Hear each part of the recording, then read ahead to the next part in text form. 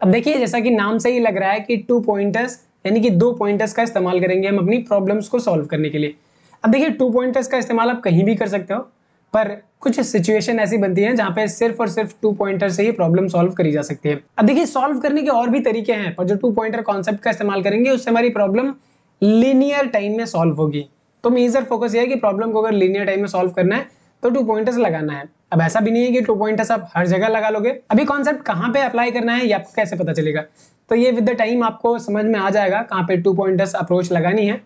तो अभी हम कुछ प्रॉब्लम्स ऐसी लेंगे जहां पे हम चीजें समझने की कोशिश करेंगे कि अगर इस तरीके से करते हैं तो प्रॉब्लम सॉल्व होगी या नहीं होगी, और ये जो तरीका है ये 2 पॉइंटर्स को फॉलो करता है या नहीं। ऐसा कोई हार्ड एंड फास्ट रूल नहीं है कि यहाँ पे 2 पॉइंटर्स लगेगा यहाँ पे नहीं लगेगा, बट कुछ सेट ऑफ प्रॉब्लम्स है जहां पे हम अप्लाई करते हैं। एक तो 2 पॉइंटर कॉन्सेप्ट वहां पे लगता है जहां पे हमें टू सम निकालना हो, यानी कि दो वैल्यूज निकालनी हो या दो इंडेक्स निकालने हो, उनका सम निकालना हो, सब्ट्रैक्शन निकालना हो, मल्टीप्लिकेशन निकालना हो।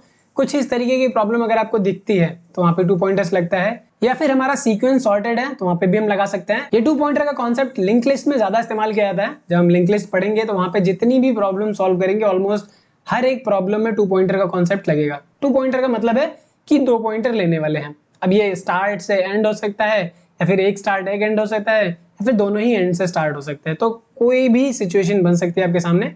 ये जब हम प्रॉब्लम देखेंगे तो ज्यादा समझ में आएगा। तो बिना किसी देरी के प्रॉब्लम पे जंप करते हैं। ये हमारी प्रॉब्लम है आज की, टू सम सेकंड। हालांकि अगर हम इस पे बात करें तो हमने टू सम नाम की प्रॉब्लम पहले भी सॉल्व करी हुई है। डिफरेंस सिर्फ इतना है कि उसमें जो इनपुट एरे था वो सॉर्टेड नहीं था, यहाँ पे जो इनपुट एरे है वो सॉर्टेड है। अगर हमारी इनपुट एरे सॉर्टेड है तो हम कौन सी फंक्शनैलिटी अप्लाई कर सकते हैं यहाँ पे? सो प्रॉब्लम को समझ लेते हैं, बट प्रॉब्लम को समझने से पहले आपसे एक रिक्वेस्ट है, चैनल पे नए हो तो सब्सक्राइब कर दीजिए, वीडियो को लाइक कर दीजिए। बहुत ही ज्यादा एफर्ट लगता है और एक स्ट्रक्चर जो हमने बनाई हुई है इसको पूरा कंप्लीट करेंगे। ऐसा नहीं है कि मिड में आपको छोड़ के चले जाएंगे, पूरा का पूरा डेटा स्ट्रक्चर सिखाएंगे। जितनी प्रॉब्लम हो सकती है उतनी प्रॉब्लम सॉल्व करेंगे। आपके लिए भी असाइनमेंट होगा कि आप इस प्रॉब्लम को जाके सॉल्व करिए, देखिए कैसे लोग कोड लिखते हैं। तो चलिए वीडियो को स्टार्ट करते हैं। उम्मीद है कि लाइक कर दिया होगा। तो प्रॉब्लम है हमारी two sum second input array is sorted. तो सेम प्रॉब्लम है वहां पे भी, अगर आपको याद हो तो वहां पे हमने हैश मैप का इस्तेमाल किया था प्रॉब्लम को सॉल्व करने के लिए। यहाँ पे भी हम सेम कॉन्सेप्ट का इस्तेमाल करके प्रॉब्लम को सॉल्व करते हैं। नो इश्यूज, कोई भी दिक्कत नहीं आएगा। वो भी लीनियर टाइम में हो रहा था बट एक्स्ट्रा स्पेस ले रहा था। यहाँ पे भी लीनियर टाइम लेगा, एक्स्ट्रा स्पेस फिर भी लेगा। अगर उस कॉन्सेप्ट को अप्लाई करते हैं तो सब कुछ सिमिलर है, कुछ चेंजेस हैं। जैसे वहां पे इंडेक्स आपको same to same index return कराना था, 0 से इंडेक्सिंग स्टार्ट होती है। यहाँ पे इंडेक्सिंग जो है 1 से स्टार्ट हो रही है। So given an one indexed array of integer numbers that is already sorted in non-decreasing order. Non-decreasing का मतलब है घटेगा नहीं, या तो इक्वल होगा या तो बढ़ेगा। ठीक है, तो एक तरीके से आप बोलो ये इंक्रीजिंग ऑर्डर में गिवन है आपको numbers. Find two numbers such that they add up to a specific target number. आपको दो ऐसे नंबर फाइंड आउट करने हैं जिनको जोड़ने पे एक स्पेसिफिक टारगेट को ये रीच करे। आपको टारगेट भी गिवन होगा प्रॉब्लम में, तो घबराने वाली बात नहीं है। Let these two numbers be numbers index 1 and numbers index 2। तो यहाँ पे जो नंबर्स होने चाहिए वो दो अलग अलग इंडेक्स पे होने चाहिए, एक इंडेक्स 1 है एक इंडेक्स 2 है। अब जो इंडेक्स 1 और इंडेक्स 2 की रेंज है वो कहां से कहां तक हो सकती है? 1 से स्टार्ट हो सकती है, ठीक है, इंडेक्स 1। बट इंडेक्स 1 और इंडेक्स 2 दोनों इक्वल कभी नहीं होंगे, यानी कि सेम इंडेक्स वाली वैल्यूज को हम दो बार ऐड नहीं करेंगे। ये तो हमने पहले भी देख रखा था। एंड इंडेक्स 1 और इंडेक्स 2 की मैक्सिमम वैल्यू क्या हो सकती है? Numbers dot length. जितनी लेंथ है इंडेक्स 2 की वैल्यू हो सकती है, इंडेक्स 1 की स्टार्टिंग वैल्यू 1 हो सकती है। तो बीच में ही कहीं लाई करेगा 1 से n के बीच में। तो हमें रिटर्न क्या कराना है? Return the indices of two numbers index 1 and index 2 added by 1।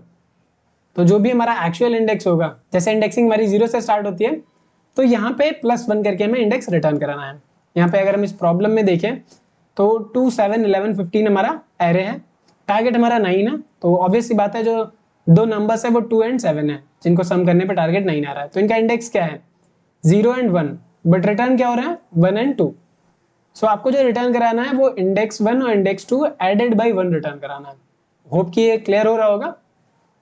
And your solution must use only constant extra space. अब देखिए अगर हम हैश मैप का इस्तेमाल करते हैं वहां पे हमें पता है कि लीनियर टाइम में सॉल्व होगा, बट एक्स्ट्रा स्पेस भी इस्तेमाल होगा हैश मैप के लिए। बट हमें यहाँ पे क्या है कि इनपुट एरे सॉर्टेड गिवन है और एक्स्ट्रा स्पेस यूज नहीं करना है। अब देखिए यहाँ पे अगर सेम सोल्यूशन को आप राइट डाउन करते हो, सबमिट करते हो, नो इश्यूज चल जाएगा। बट जो प्रॉब्लम है, ये इंटरव्यू में अगर पूछा जाता है और आप स्पेस यूज करते हो तो फिर वहां पे प्रॉब्लम है। तो बिना स्पेस का इस्तेमाल किए कैसे करेंगे, इस चीज को हम समझने वाले हैं। तो इनपुट एरे जो हमारा है वो है 2, 7, 11, 15, टारगेट हमारा 18 है, ठीक है। तो आउटपुट एरे इस केस में क्या आएगा, 2 और 3 आएगा, क्योंकि वो जो दो नंबर हैं वो दो नंबर हैं हमारे 7 और 11। इनकी जो इंडेक्सिंग है, अगर हम इंडेक्सिंग करते हैं तो 0, 1, 2, 3, तो रिटर्न क्या करेंगे, इंडेक्स 1 और इंडेक्स 2 एडेड बाई 1। तो 1 में 1 ऐड करेंगे 2, 2 में ऐड करेंगे 3, तो 2,3 रिटर्न हमें कराना है यहाँ पे। अब यहाँ पे एक चीज समझने वाली बात होगी, 2,3 तो हम रिटर्न करा सकते हैं, बट 3,2 रिटर्न नहीं करा सकते। ऐसा क्यों है, क्योंकि जो इंडेक्स 1 होना चाहिए वो छोटा होना चाहिए, इंडेक्स 2 बड़ा होना चाहिए, और इंडेक्स 1 पहले आएगा, इंडेक्स 2 बाद में आएगा हमारी आउटपुट एरे में। ऐसा कुछ कंस्ट्रेंट गिवन है जिसकी वजह से हम 3,2 रिटर्न नहीं कराएंगे। हालांकि जो पहले की प्रॉब्लम थी 2 सम, यहाँ पे हमने हैश मैप का इस्तेमाल किया था, वहां पे हमने किसी भी ऑर्डर में रिटर्न कराया था, वो दोनों ही केस में एक्सेप्टेड था। पर यहाँ पे स्मॉलर इंडेक्स पहले आएगा, लार्जर इंडेक्स बाद में आएगा। तो होप के क्लियर है कि रिटर्न क्या कराना है। अब हमारा टारगेट 18 है, वेल एंड गुड। इसको अप्रोच कैसे करेंगे, देखिए पहला तो तरीका ब्रूट फोर्स जो दिमाग में आता है वो यही है कि पहला एलिमेंट ये ले लो, बाकी इस वाले में सर्च करो कि दूसरा नंबर क्या आएगा। अगर पहला नंबर हमने 2 ले लिया तो दूसरा नंबर बचा क्या, 16 सर्च करना है, तो 16 हमें इस सीक्वेंस में सर्च करना है। तो ये ब्रूट फोर्स अप्रोच है, ये भी हमने इंप्लीमेंट किया हुआ है। तो अगर आपने वो प्रॉब्लम अभी तक नहीं देखी है कि कैसे सॉल्व करनी है, तो ये वीडियो जाके आप देख सकते हो। सिंपल सा लॉजिक है ब्रूट फोर्स अप्रोच लिखने का। और दूसरा था हैश मैप का इस्तेमाल किया था। अब यहाँ पे हम तीसरा बात करेंगे अगर नंबर सॉर्टेड है तो हम यहाँ पे 2 पॉइंटर्स का कॉन्सेप्ट इस्तेमाल करने वाले हैं। एक पॉइंटर हम ये ले लेंगे, इसको कंसीडर कर लेते हैं लेफ्ट पॉइंटर, और एक हमारा पॉइंटर जो है आखिरी वाले इंडेक्स को पॉइंट करेगा, इसको हम बोल देते हैं राइट पॉइंटर। तो अगर हम इन दोनों ही इंडेक्स पे जो नंबर है उनको ऐड करते हैं, तो यहाँ पे अगर हम बात करें नंबर एट लेफ्ट पे क्या है, 2 है, नंबर एट राइट पे क्या है, 15 है, इसका सम क्या रहा है, 17। तो क्या ये दोनों नंबर हैं, अगर ये दोनों नंबर होते तो हमारा जो सम आता वो क्या था, 18 आता। बट यहाँ पे हमारा टारगेट क्या है, 18 है, और जो करंट सम यहाँ से निकल के आ रहा है ये 17 है। इसका मतलब है ये दोनों तो नंबर नहीं हो सकते। अब इतना तो हमें पता है कि ये सीक्वेंस हमारा इंक्रीजिंग ऑर्डर में सॉर्टेड है, तो बड़ी वाली वैल्यू राइट साइड में होगी और जो छोटी वाली वैल्यू होगी वो लेफ्ट साइड में होगी। यानी कि अगर हम लेफ्ट से राइट की तरफ जाएंगे तो वैल्यू बढ़ेगी, राइट से लेफ्ट की तरफ आएंगे तो वैल्यू घटेगी। तो हमारा जो सम है वो 17 है, और जो हमें सम फाइंड आउट करना है वो 18 फाइंड आउट करना है। तो यहाँ से आप थोड़ा सोच के देखो कि हमें लेफ्ट से राइट की तरफ जाना चाहिए या राइट से लेफ्ट की तरफ आना चाहिए। अगर हम राइट को डिक्रीज करके यहाँ पे ले आते हैं तो 15 नंबर इंक्लूड कर रहे हैं तो सम 17 है, तो 11 अगर इंक्लूड करेंगे तो कम होएगा या ज्यादा होएगा, ऑब्वियस सी बात है 17 से कम होएगा। बट हमारा जो टारगेट है वो 18 है, यानी कि 17 से बड़ा है। तो इस केस में मुझे क्या करना होगा, लेफ्ट वाले पॉइंटर को बढ़ाना होगा, क्योंकि अगर लेफ्ट वाले पॉइंटर को बढ़ाऊंगा तो उससे बड़ा नंबर मिलेगा, तो बड़ा नंबर मिलेगा तो सम भी क्या होगा, 17 से बड़ा होगा, जो कि हमें चाहिए। अब क्या होगा क्या नहीं होगा ये नंबर पे डिपेंड करेगा, बट इतना मुझे पता है कि 17 से अगर बड़ा लाना है तो लेफ्ट वाले पॉइंटर को आगे बढ़ाना होगा। तो यहाँ पे हमने क्या किया, लेफ्ट वाले पॉइंटर को आगे बढ़ा दिया। अब क्या करना है, फिर से वही चीज चेक करनी है कि नंबर एट लेफ्ट 7 हो जाएगा, नंबर एट राइट 15, तो ये हमारा क्या आ गया, 22 हमारा 18 के क्लोजर है, जी नहीं। अब 18 के क्लोजर नहीं है तो किस तरफ वाले पॉइंटर को मूव कराना है, ऑब्वियस सी बात है 22 हमारा ग्रेटर है 18 से। तो अगर मुझे छोटा सम चाहिए तो मुझे राइट वाले इंडेक्स को अब की बार क्या करना होगा, घटाना होगा, क्योंकि राइट में बड़ी वैल्यू है, अगर हम इसको ले आते हैं पीछे तो उससे छोटी वैल्यू मिलेगी। तो यहाँ पे क्या करना है, राइट वाले पॉइंटर को घटा के पीछे ले आना है। फिर से वही सेम प्रोसीजर अप्लाई करना है कि नंबर एट इंडेक्स लेफ्ट 7 है, नंबर एट इंडेक्स राइट हमारा 11 है। तो अगर इसको ऐड करते हैं दिस इज 18, तो ये हमारे टारगेट के इक्वल है। इसका मतलब है कि जो लेफ्ट इंडेक्स है और राइट इंडेक्स है इसी को हमें रिटर्न कराना है एडेड बाई 1। तो उम्मीद है कि ये अप्रोच आपको क्लियर होगी कि कैसे चीजें काम करेंगी अगर हम 2 पॉइंटर कॉन्सेप्ट का इस्तेमाल करते हैं। तो अब रही बात कि स्टेप बाय स्टेप एल्गोरिथम कैसे लिखनी है, तो वो भी फटाफट से कर लेते हैं। तो हमें एक नंबर्स नाम की एरे गिवन है, ग्रेट, और एक टारगेट गिवन है। देखिए कोई भी फंक्शन लिखना होगा या कोई भी एल्गोरिथम लिखनी होगी, कोई भी स्टेप वाइज सॉल्यूशन लिखना होगा, तो हमें पता होना चाहिए कि हमारे पास है क्या। तो यहाँ पे जो पहला स्टेप है वो इनिशियलाइज करना है कि लेफ्ट की वैल्यू क्या होगी। अब देखिए लेफ्ट हम स्टार्ट करेंगे 0 से, और राइट जो स्टार्ट करेंगे वो हम करेंगे n-1 से। अब ये n क्या है, n की बात करें तो ये हमारा लेंथ है, किसका लेंथ है? नंबर्स का। इसमें कितने एलिमेंट हैं ये उसकी लेंथ मिल जाएगी। तो लेफ्ट हमारा स्टार्टिंग पॉइंट होगा यानी कि 0th इंडेक्स होगा, राइट हमारा आखिरी इंडेक्स होगा n-1। इसको सम करने वाले हैं, तो यहाँ पे हम ले लेंगे करंट सम नाम का वेरिएबल, और इस इंडेक्स पे जो भी वैल्यूज हैं नंबर्स एट लेफ्ट और नंबर्स एट राइट, इसको हम क्या करने वाले हैं? ऐड करने वाले हैं। तो इन दोनों ही इंडेक्स पे जो वैल्यूज है उसको ऐड करेंगे तो ये वाला हमें मिलेगा पहली बार में।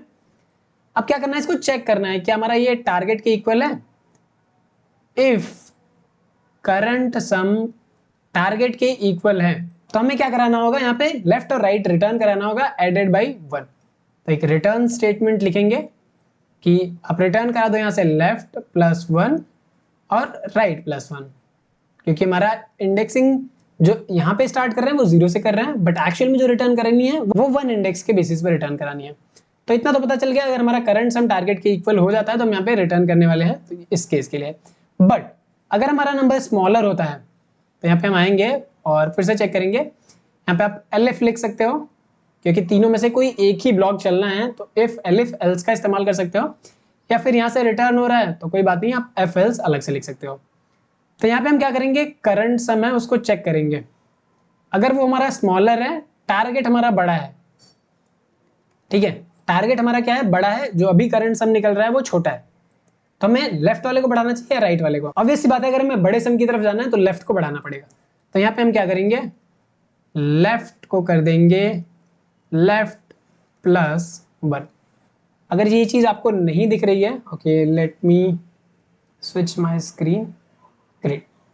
तो यहाँ पे हमें लेफ्ट को इंक्रीमेंट करना है, और अगर हमारा टारगेट छोटा हो जाता है तो हमें राइट को घटाना पड़ेगा।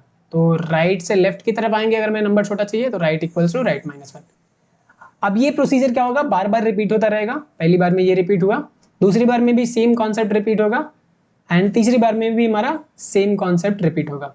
तो ये कितनी बार रिपीट होगा? इसके लिए हमारे पास एक कंडीशन है कि जब तक हमारा लेफ्ट और राइट की पोजीशन, लेफ्ट वाला हमेशा लेफ्ट में रहेगा, राइट वाला हमेशा राइट में रहेगा, ये एक दूसरे को कोलैप्स ना करें, तब तक ये चीज करनी है, क्योंकि हमें दो अलग अलग इंडेक्सेस चाहिए। अगर ये एक दूसरे से ओवरलैप कर जाते हैं तो ये कंडीशन फेल हो जाएगी। तो मुझे यहाँ पे कंडीशन लगानी है कि इस प्रोसेस को आप तब तक रिपीट करो। रिपीट करने के लिए लूप का इस्तेमाल करेंगे, फॉर लूप का इस्तेमाल कर सकते हो, वाइल लूप का इस्तेमाल कर सकते हो। क्योंकि मैं यहाँ पे दो अलग अलग पॉइंटर इस्तेमाल कर रहा हूँ तो मैं वाइल लूप का ही इस्तेमाल करूंगा। तो मुझे कब तक अप्लाई करना है? जब तक लेफ्ट हमारा लेस देन राइट है। ओके, क्लियर होगा कि कब तक करना है? कि जब तक हमारा लेफ्ट साइड में है, राइट साइड में है, दोनों एक दूसरे को क्रॉस नहीं कर जाते, तब तक हमें इस प्रोसेस को अप्लाई करना है। अगर इक्वल हो जाते हैं तभी भी स्टॉप कर देना है। क्यों? ऐसा इसलिए है क्योंकि अगर दोनों ही एक दूसरे को पॉइंट करने लग जाएंगे तो अलग अलग इंडेक्स नहीं रह जाएंगे। हमारी यहाँ पे कंडीशन ये है कि index 1 will always be smaller than index 2। अब ये चीज मैं अपने से नहीं बोल रहा हूँ, यहाँ पे गिवन है index 1 will be always lesser than index 2। तो हमें इस चीज को फॉलो करना है और यही चीज हम यहाँ पे फॉलो कर रहे हैं। तो ड्राई रन करा के भी यहाँ पे देख लिया हमने किस तरीके से चल रहा है, एंड लॉजिक भी हमने यहाँ पे लिख दिया कि ये हमारा स्टेप बाय स्टेप सोल्यूशन है कि कैसे हम अपनी इस प्रॉब्लम को सॉल्व करने वाले हैं। तो चलिए चलते हैं और इसको इम्प्लीमेंट करके देखते हैं कि ये एल्गोरिथम प्रॉपर वर्क कर रही है कि नहीं कर रही है, क्योंकि ड्राई रन कराने पे तो काम कर रहा है। अरे हमारा सॉर्टेड है, एन निकालेंगे। एन निकालने के लिए हमारे पास एलियन ऑफ नंबर्स। देखिए यहाँ पे मैं पाइथन 3 का इस्तेमाल कर रहा हूँ, आप जिस भी लैंग्वेज में कंफर्टेबल हो उसमें कर सकते हो, नो इश्यूज। बट कॉन्सेप्ट यही रहने वाला है। लूप कैसे लगाना है आपको पता है, इफ कंडीशन कैसे लिखनी है आपको पता है, सम कैसे निकालना है आपको पता है, लैंग्वेज इंडिपेंडेंट होनी चाहिए डीएसए। तो लेंथ कैसे निकालनी है ये लैंग्वेज में आपको पता होनी चाहिए। इसीलिए कहते हैं कि डीएसए जब भी आप करो तो एक लैंग्वेज में कंफर्टेबल हो जाओ। अगर मैं बोल रहा हूँ लेंथ निकालनी है तो अब लेंथ निकालना आपको पता होना चाहिए। ओके, सो यहाँ पे दो पॉइंटर लेंगे, एक लेफ्ट एक राइट। लेफ्ट की वैल्यू 0 होगी, राइट की वैल्यू होगी n-1। ग्रेट। यहाँ पे वाइल लूप लगाना है, कब तक चलना है इस प्रोसेस को? जब तक left is less than right है। तो हम यहाँ पे करंट सम निकालेंगे। करंट सम क्या होगा हमारा? नंबर्स एट लेफ्ट और नंबर्स एट राइट में जो है दोनों का सम करेंगे। ग्रेट। एंड यहाँ पे इफ करंट सम हमारे टारगेट के इक्वल है, इसका मतलब है कि हमें दोनों नंबर मिल चुके हैं, उनका इंडेक्स रिटर्न कराना है एडेड बाई 1। तो लेफ्ट वाला हमारा छोटा होगा, राइट वाला हमारा बड़ा होगा। तो ऑब्वियस सी बात है, रिटर्न जब भी कराएंगे तो लेफ्ट +1 और राइट +1 कराएंगे। एलिफ में लिखना है कि इफ करंट सम हमारा जो है वो टारगेट से छोटा है, यानी कि टारगेट बड़ा है और हमारा जो करंट सम है वो छोटा है, तो हम क्या करेंगे, लेफ्ट को आगे ले जाएंगे। So left will be left +1, या फिर इसको इस तरीके से लिख सकते हैं। एंड अगर ये कंडीशन सेटिस्फाई नहीं करती है तो राइट को हम क्या करेंगे, घटाएंगे। और ये प्रोसेस तब तक चलता रहेगा जब तक हमारा left is less than right है तब। अगर ऐसा नहीं होता तो क्या आएगा, रिटर्न होके बाहर आ जाएगा। तो इसमें बोला हुआ है कि the test are generated such that there is exactly one solution. तो इसका मतलब है कि ये प्रोसेस जब तक फिनिश होगा उसको एक सोल्यूशन मिल चुका होगा, यानी कि लूप टर्मिनेट नहीं होएगा, ये रिटर्न स्टेटमेंट की वजह से बाहर आएगा। ठीक है, तो मुझे लूप के बाहर कुछ नहीं रिटर्न कराने की जरूरत है। अगर इसने ऐसा बोला होता है कि ऐसा कोई पेयर एग्जिस्ट नहीं करता तो आप ये रिटर्न कराओ, तो वहां पे हम हैंडल करते हैं, पर अभी के लिए हैंडल करने की जरूरत नहीं है, ये सब कुछ सही चल रहा है। So I have to run it, run कर दिया है, देखते हैं कि चलता है नहीं चलता। यू कैन सी यहाँ पे जो हमारा आउटपुट आ रहा है केस 1, केस 2, केस 3 तीनों के लिए सही आ रहा है।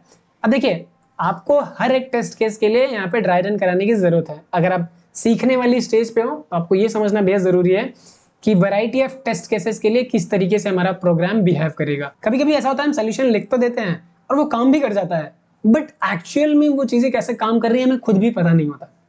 तो हर एक छोटी से छोटी डिटेल को अगर आपको समझना है तो आपको ड्राई रन करा के देखने की जरूरत है।